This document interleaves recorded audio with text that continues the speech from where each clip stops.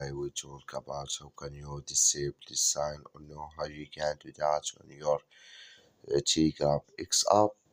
So all you have to do, you just go above this sign, click on it here. So then it's going to show for you a list like this. Then all you have to do, just click here on settings.